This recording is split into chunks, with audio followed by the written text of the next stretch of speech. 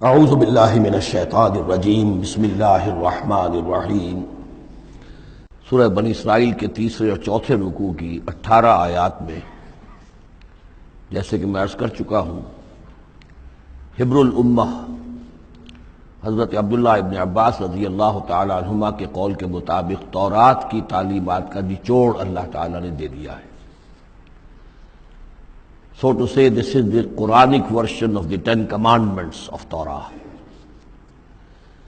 ذہن میں تازہ کر لیجئے، سب سے پہلی ہدایت، مت پوجو کسی کو سوائے اللہ کے، بندگی پرستش صرف اللہ کی۔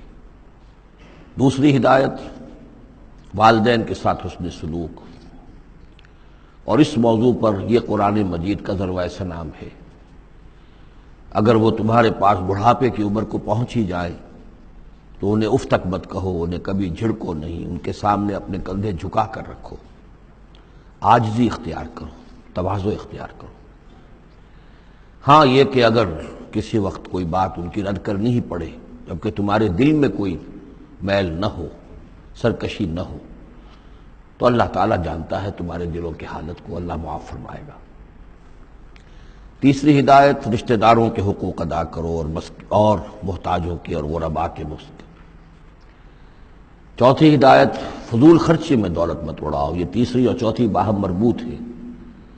اگر فضول خرچی میں دولت اڑاؤ گے تو ادائے حقوق کے لیے پیسے نہیں آئیں گے، بلکہ انسان مصرف جو ہے اپنی فاضل دولت کا کرے۔ حقوق کا ادا کرنا، اس میں قرابت دار سب سے پہلے ہے، پھر اور جو بھی محتاج ہے، مسکین ہے، پھر یہ کہ اللہ کے دین کے لیے خرچ کرنا ہے۔ اس میں پھر مزید ہدایت کہ اگر کسی وقت تمہاری اپنی حالت ایسی نہ ہو کہ کسی کے ساتھ تعاون کر سکو، تب بھی یہ ہے کہ بات نرم کرو، معذرت کرو بڑے اچھے انداز میں۔ اسی سلسلے میں مزید ہدایت کہ ان صدقات اور خیرات کے معاملے میں بھی انتہا پسندی نہیں ہونی چاہیے۔ نہ یہ ہو کہ آدمی بخیل ہو جائے اور ہاتھ اپنی گردن سے باندھ لے کہ کوئی پیسہ نکلے ہی نہ یہ کہ اپنے دونوں ہاتھ کھلے چھوڑ دے تو پھر یہ کہ اسے بعد میں پچھتانا پڑے۔ اسی میں مزید ہدایت، اگر تم اپنے کسی عزیز کا یا کسی اور بیچارے غریب انسان کا چاہتے ہو کہ اس کا حال بدل جائے، اس کی حالت بہتر ہو جائے، اپنی حد تک جو تم کر سکتے ہو ضرور کرو، لیکن یہ نہ سمجھو کہ تم کسی کی حالت بدلنے پر قادر ہو۔ کسی کے رزق کی کشادگی یا تنگی یہ سراسر اللہ کے ہاتھ میں۔ ایک اور ہدایت، زنا کے قریب تک نہ پھٹکنا، یہ بہت ہی بری شے، بے حیائی اور برا راستہ ہے۔ مزید ہدایت، انسانی جان کا احترام، قتل ناحق سے بچنا، اور جو شخص ناحق قتل کر دیا جائے اس کے ورثاء کو ہم ایک اختیار دیتے ہیں، ان کے ہاتھ میں اختیار ہوتا ہے کہ قاتل کو معاف کریں یا قاتل سے جان کے بدلہ جان جو ہے اس کی لیں۔ مزید ہدایت، یتیموں کے مال کے قریب نہ پھٹکنا، لیکن بہت عمدہ طریقے سے ان کی حفاظت کرو، امانت سمجھو اس کو، یہاں تک کہ وہ اپنی بلوغت کو پہنچ جائیں، پھر یہ ہے کہ تم ان کے مال ان کے حوالے کر ہی دو گے۔ عہد کی پابندی کرو، جہاں معاہدہ ہو جائے، وعدہ ہو، اس کو پورا کرو، اور جب ناپ کا دین لگو تو ناپو بھی پورا، اور تول کر دو تو سیدھی ترازو سے تولو۔ یہی بہتر ہے نتیجے کے اعتبار سے بھی، اسی سے جو بقیت اللہ جو بچ جائے گا تمہارے لیے اس میں برکت ہوگی۔ اور بے ایمانی سے کم ناپ کر کم تول کر کچھ زیادہ اگر تمہیں فوری طور پر حاصل کر بھی لیا تو اس میں برکت نہیں ہوگی، بلکہ اس میں نحوست ہوگی۔ ان تمام چیزوں کے بارے میں فرمایا۔ اب جو اس کے بعد جو ہدایت ہے جو بہت اہمیت کی حامل ہے، وَلَا تَقْفُ مَا لَيْسَ لَكَ بِهِ عِلْمٌ، ایسی چیز کے پیچھے مت پڑو یا مت لگو جس کے لیے تمہارے پاس علم نہیں ہے۔ یعنی انسان کا بحیثیت اشرف المخلوقات اس کا طرز عمل جو ہے وہ علم پر مبنی ہونا چاہیے، توہمات پر نہیں، خام خواہ کے توہمات جن کے لیے کوئی بنیاد نہیں، کوئی دلیل نہیں، ان توہمات کے اوپر انسان اپنی روش کو استوار کرے، یہ اس کے شایع نشان نہیں ہے۔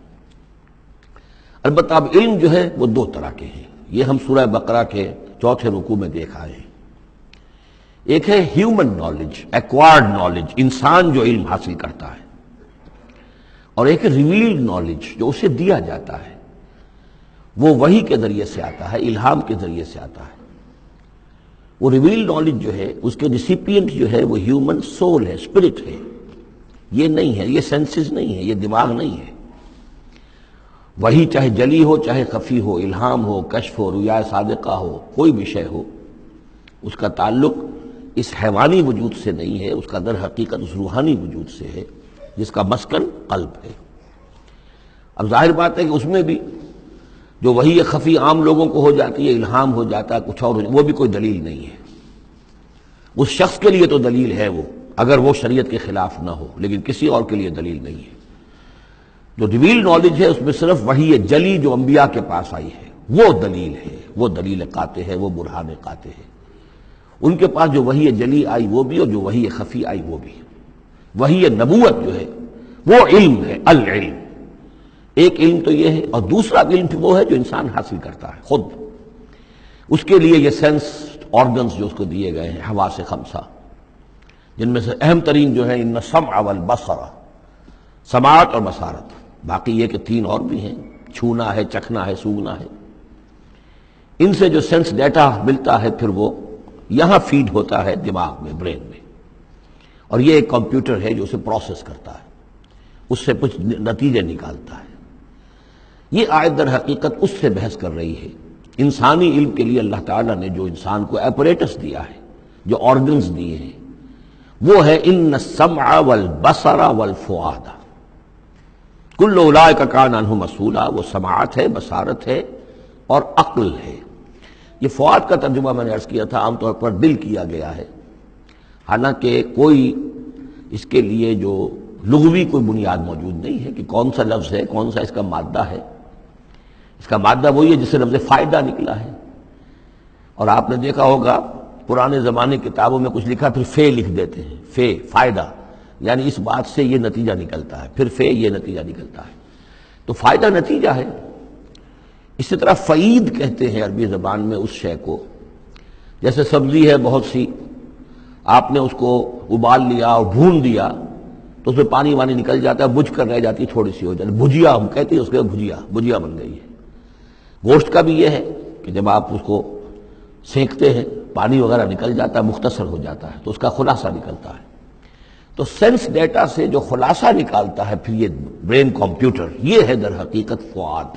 اس سے فائدہ حاصل کرنا، اس سے نتیجہ نکالا، اس سے انفر کرنا، اور اس سے انفر کر کے پھر جو بھی پاس میموری موجود ہے، سٹورڈ ہے اس کے اندر، اس کے ساتھ اس کو پھر وہ کمپیئر کرتا ہے، پھر کوئی نیا نتیجہ نکلتا ہے تو اب سٹور کر لیتا ہے کہ ایک بات اور مجھے معلوم ہو گئی۔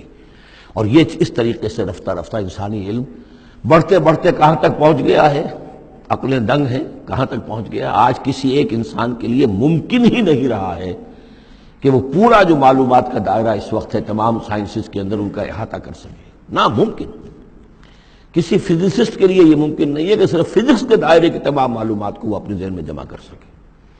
اتنا بڑا ایکسپلوژن ہے معلومات کا، وہ سب اسی سے ہے، ان السمع والبصر والفؤاد کل اولئک کان عنہ مسئولا۔ ان چیزوں کی مسئولیت ہے، اللہ نے یہ چیزیں تمہیں دی ہیں، اب ان کو تو بند کر کے رکھ چھوڑو، توہمات کے اوپر اپنا بنیاد رکھ لو۔ زلزلہ کیسے آتا ہے؟ ایک گائے ہے، گائے کے دو سینگوں پر یا بیل کے دو سینگوں پر زمین کھڑی ہے، وہ ایک سینگ کے اوپر وہ ٹکا لیتا ہے، پھر جب ذرا وہ تھک جاتا ہے تو وہ بدلتا ہے تو دوسرے سینگ کے اوپر زمین کو لاتا ہے تو زلزلہ آ جاتا ہے۔ اس کے لیے کوئی دلیل یا تو ہونی چاہیے کتاب اللہ اور سنت رسول سے، وہ دلیل ہے، اور یا پھر دلیل ہوگی اس ذریعہ علم سے، جو ہیومن نالج ہے، اس سے جو علم حاصل ہو رہا ہے وہ قطعی ہے، وہ یقینی ہے، وہ ویریفائیبل ہے، وہ ایکسپیریمنٹیشن سے حاصل ہو رہا ہے، آبزرویشن سے حاصل ہو رہا ہے، پھر جو نتائج آپ نکالتے ہیں انہیں ویریفائی کر سکتے ہیں۔ تو یہ ہے اصل میں وہ آیت کہ جو انتہائی اہم ہے۔ قرآن مجید نے نوع انسانی کو اس راستے پر ڈالا ہے کہ توہمات کے تمام ذخیرہ کو رد کر کے اور علم پر اپنے موقف کو قائم کرو۔ اس کو کہا گیا ہے، اس کو جب جان لیجئے کہ اصل میں اس سے پہلے جو فلسفہ تھا، ارسطو کا فلسفہ، اس کا ڈنکا بج رہا تھا پوری دنیا میں، عالم اسلام میں بھی بہت عرصے تک ارسطو کا یہ ڈنکا بجتا رہا ہے، اب جا کر کہیں بمشکل ان چیزوں کی گرفت ڈھیلی پڑی ہے۔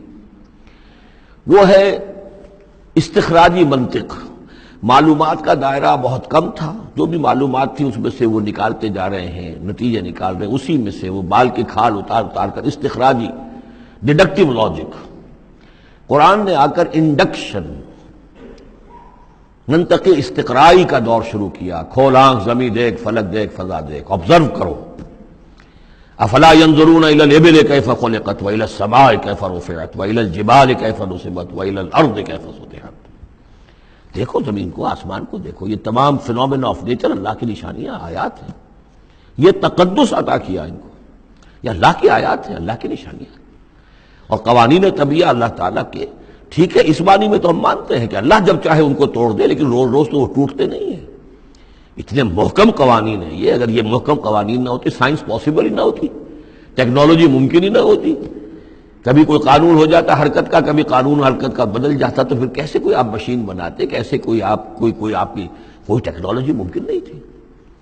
These laws of nature, physical laws, وہ بہت مضبوط ہے، اللہ کے بنائے ہوئے. ہاں اللہ سے بالا تر نہیں ہے. یہ نہیں ہے کہ اللہ بھی پابند ہو گیا انہی کا.